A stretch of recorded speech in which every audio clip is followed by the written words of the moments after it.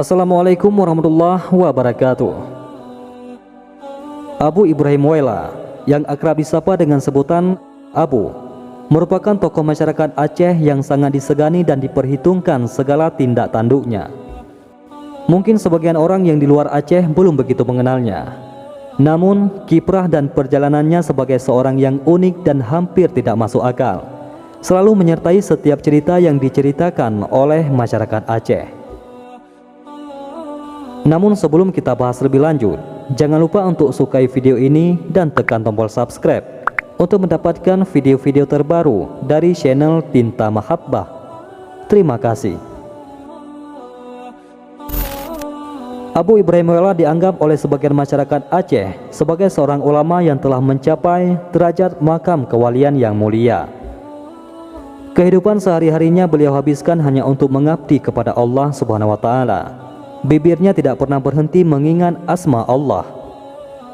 Kehidupan zuhud dan tasawuf yang beliau jalani, yang tidak pernah memandang sesuai hal tentang keduniawian, sangatlah mengesankan. Cerita keajaiban dan keramat Abu Ibrahim Waila, wali Aceh. Bila kita dengar cerita dan cerita tentang Abu Ibrahim Waila semasa hidupnya, tak ubah seperti kita mendengar cerita para sufi dan ahli tasawuf. Banyak sekali tindakan yang dikerjakan Abu Ibrahim Waila semasa hidupnya yang terkadang tidak dapat diterima secara rasional karena kejadian yang diperankannya termasuk di luar jangkauan akal pikiran manusia. Untuk mengenal perilaku Abu Ibrahim Waila, haruslah menggunakan pikiran alam lain sehingga menemukan jawaban apa yang dilakukan Abu Ibrahim Waila itu benar adanya. Abu Ibrahim Waila selalu mendatangi tempat-tempat di mana umat selalu dalam kesusahan, kegelisahan, dan musibah. Beliau selalu ada di tengah-tengah masyarakat itu. Namun, orang sulit memahami maksud dan tujuan Abu Ibrahim Waila untuk apa beliau mendatangi tempat-tempat seperti itu. Karena kedatangannya tidak membawa pesan atau amanah apapun bagi masyarakat yang didatanginya. Abu Ibrahim Waila hanya datang berdoa di tempat-tempat yang beliau datangi, tutur Tengku Nasruddin. Dalam hal ini, Ustadz Muhammad Kurdisham yang sangat mengenal Abu Ibrahim Waila. Ustadz Muhammad Kurdisham menceritakan bahwa Abu Ibrahim Waila kebetulan sedang berjalan kaki. Beliau terkadang masuk ke sebuah rumah tertentu milik masyarakat yang dilewatinya. Beliau mengelilingi rumah tersebut sampai beberapa kali, kemudian berhenti pas di halaman rumah itu dan menghadapkan dirinya ke arah rumah tersebut dengan berzikir La ilaha illallah yang tak berhenti keluar dari mulutnya. Setelah itu Abu Ibrahim Waila pergi meninggalkan rumah itu. Tidak ada yang tahu makna yang terkandung di balik semua itu.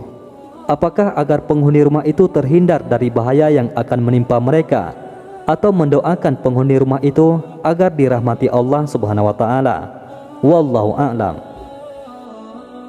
Menurut Tengku Nasruddin, dilihat dari kehidupannya, Abu Ibrahim Waila sepertinya tidak lagi membutuhkan hal-hal yang bersifat duniawi.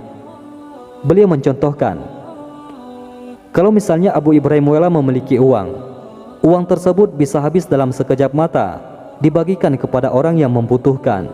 Dan biasanya Abu Ibrahim Waila membagikan uang itu kepada anak-anak dalam jumlah yang tidak dapat dihitung. Begitulah kehidupan Abu Ibrahim Waila dalam kehidupan sehari-hari.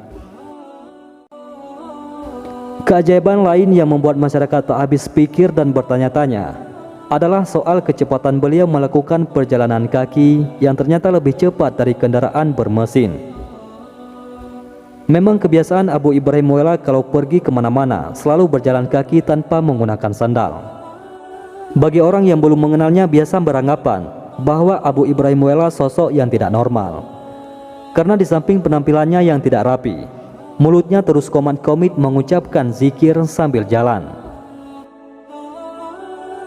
Ustadz Muhammad Kurdisham menceritakan suatu ketika Abu Ibrahim Waila sedang jalan kaki di Tenom menuju Melabuh. Perjalanan yang memakan waktu 1-2 jam dengan kendaraan bermotor. Yang anehnya, Abu Ibrahim Waila ternyata duluan sampai di Melabuh. Padahal yang punya mobil tadi tahu bahwa tidak ada kendaraan lain yang mendahului mobilnya. Kejadian ini bukan sekali dua kali terjadi.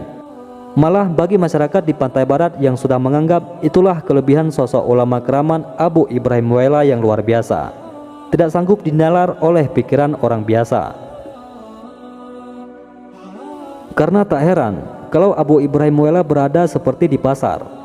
Misalnya semua pedagang di pasar itu berharap agar Abu Ibrahim Muela dapat singgah di toko mereka, karena mereka ingin mendapatkan berkah Allah melalui perantaran Abu Ibrahim Muela.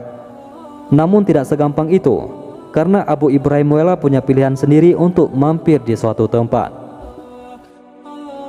Seperti yang diceritakan Ustadz Muhammad Kurdi Syam, suatu waktu Abu Ibrahim Muela sedang berada di Lamno, Aceh Jaya, lalu bertemu dengan seseorang yang bernama Samsul Bahri yang sedang bekerja di Abah Awe. Saat itu kebetulan Abu Ibrahim Muela membawa 2 potong lemang. Ketika mampir di situ, Abu Ibrahim Muela meminta sedikit air. Setelah air itu diberikan Samsul, lalu Abu Ibrahim Muela memberikan 2 potong lemang tersebut kepada Samsul. Tapi Samsul menolaknya, karena menurut Samsul bahwa lemang tersebut adalah sedekah orang yang diberikan kepada Abu Ibrahim Muela. Karena tidak mau diterima Samsul, lemang itu dibuang Abu Ibrahim Muela yang tak jauh dari tempat duduknya. Spontan saja Samsul tercengang dengan tindakan Abu yang membuang lemang begitu saja. Karena merasa bersalah, lalu Samsul ingin mengambil lemang yang sudah dibuang tersebut. Namun sayang, ketika mau diambil, lemang itu hilang secara tiba-tiba. Dalam kejadian lain, Tengku Nasruddin menceritakan, suatu ketika tiba-tiba subuh pagi Abu Ibrahim Muela datang ke alma maternya, ke pesantren Syekh Mahmud. Kaki Abu Ibrahim Muela kelihatan sedikit pincang sebelah kalau beliau berjalan. Kedatangan Abu Ibrahim Muela disambut oleh Tengku Nasruddin dan teman-teman sepengajian lainnya. Lalu Abu meminta sedikit nasi untuk sarapan pagi. Nasinya ada, tapi tidak ada lauk pauk apa-apa Abu, kata Tengku Nasruddin. Tidak apa-apa, saya makan pakai telur saja. Coba lihat dulu di dapur, mungkin masih ada 1 telur tersisa, jawab Abu Ibrahim Muela. Lalu Tengku Nasruddin menuju ke dapur. Ternyata di tempat yang biasa ia simpan telur terdapat 1 butir telur. Padahal seingatnya tidak ada sisa telur lagi, karena sudah habis dimakan. Lantas sambil menyuguhkan nasi kepada Abu Ibrahim Muela, Tengku Nasruddin bertanya, "Kenapa dengan kaki Abu?" Abu menjawab, "Saya baru pulang dari Bukit Kaf. Di sana banyak sekali tokonya, tapi tidak ada penjualnya. Namun kalau kita ingin membeli sesuatu kita harus membayar di mesin. Kalau tidak, kita akan ditangkap polisi." Abu meneruskan, "Setelah saya belanja di toko-toko itu, lalu saya naik kereta api dan sangat cepat larinya.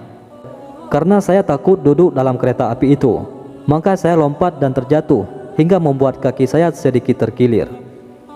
Makanya saya agak pincang, tapi sebentar lagi juga sembuh." Kejadian serupa juga dialami oleh keluarga dekat Abu Ibrahim Muela sendiri. Suatu hari, Abu mengunjungi salah seorang saudaranya untuk meminta sedikit nasi dengan lauk sambal udang belimbing. Lalu tuan rumah itu mengatakan pada istrinya untuk menyiapkan nasi dengan sambal udang belimbing untuk Abu Ibrahim Muela. Tapi istrinya memberitahu bahwa pohon belimbingnya tidak lagi berbuah. "Baru kemarin sore saya melihat pohon belimbingnya lagi, tidak ada buahnya," kata sang istri pada suaminya. Tapi suaminya terus mendesak istrinya, "Coba kamu lihat dulu. Kadang ada barang 2-3 buah sudah cukup untuk makan Abu," katanya. Lalu istrinya pergi ke pohon belakang rumah. Ternyata belimbing itu memang didapatkan tak lebih dari 3 buah di pohon yang kemarin sore dilihatnya. Demikian pula ketika hendak melangsungkan pernikahan anak pertama Abu Ibrahim Muela, yaitu Salmiah. Masyarakat di kampung melihat sepertinya Abu Ibrahim Muela tidak peduli terhadap acara pernikahan anaknya. Padahal acara pernikahan itu akan berlangsung beberapa hari lagi. Tapi Abu Ibrahim Muela tidak menyiapkan apa-apa untuk menghadapi acara pernikahan anaknya itu. Bahkan uang pun tidak beliau kasih kepada keluarga untuk kebutuhan acara tersebut. Namun ajaibnya, pada hari pernikahan berlangsung, ternyata acara pernikahan anaknya berlangsung lebih besar dari pesta-pesta pernikahan orang lain yang jauh-jauh hari telah mempersiapkan segala sesuatunya. Begitulah sebagian dari perjalanan riwayat hidup seorang ulama dan aulia, Abu Ibrahim Muela, yang sulit dicari penggantinya di Aceh sekarang ini. Beliau berpulang ke rahmatullah pada hari Sabtu pukul 16 waktu Indonesia Barat, tanggal 18 Juli tahun 2009, di rumah anaknya di Pasi Aceh, Kecamatan Wela Indu, Kabupaten Aceh Barat, dalam usia 90 tahun. Melihat perjalanan beliau yang penuh dengan keikhlasan dan penuh dengan kepasrahan, terkadang membuat kita iri dan ingin meniru beliau. Namun kadang karena kebutuhan akan dunia, kita lupa akan itu semua. Wallahu a'lam bishawab. Mudah-mudahan bermanfaat. Assalamualaikum warahmatullahi wabarakatuh.